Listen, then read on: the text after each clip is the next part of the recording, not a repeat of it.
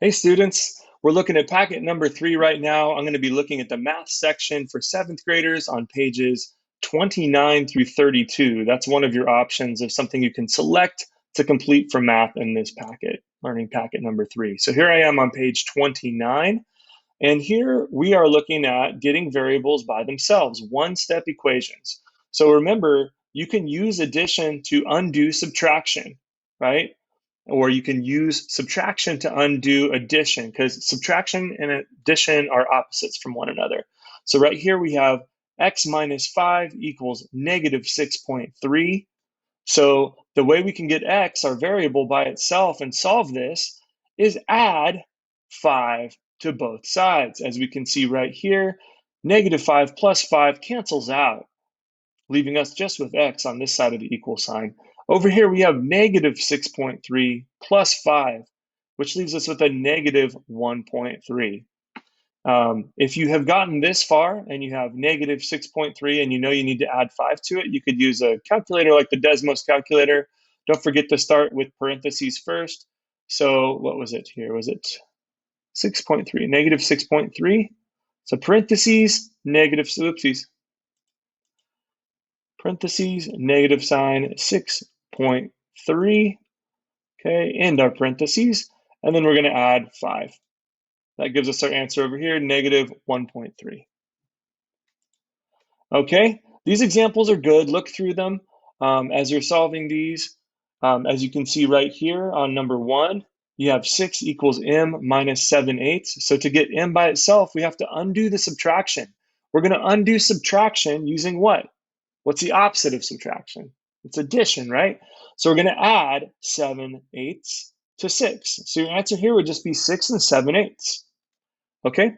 So you're looking to use the opposite of whatever operation's given you. So if you see an addition sign right here, that means you're going to have to subtract. Subtract 3.9 from 4.5 to get t by itself. The same is true with multiplication and division. So you can undo division using multiplication. Okay, and we're going to do that right here on number 4. So y over 2.4, that's the same thing as saying y divided by 2.4. So what we're going to do is multiply 5 times 2.4. 5 times 2.4, using Desmos calculator here, and you get 12. Okay, so let's see. This right here, when you have a number like this, 0.35, and then you have w, which is a variable, press right up against it, that's multiplication. So to undo multiplication, you're going to do what? You're going to use division, right?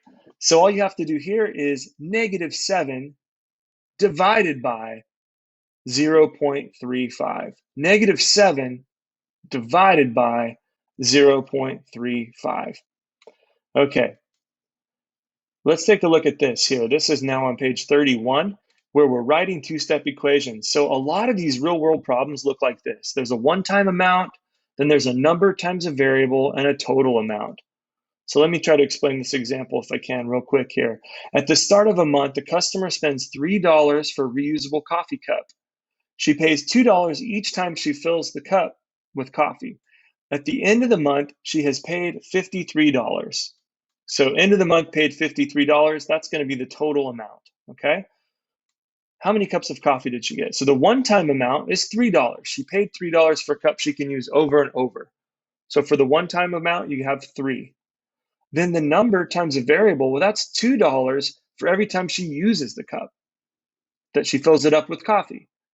So that's why we have 2C, 2 times the number of cups she goes to get. And the total amount of money she spent is 53.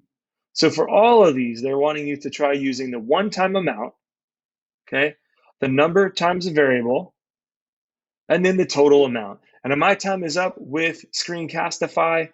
So I really appreciate you guys, and I will see you again very, very soon. Have a good one.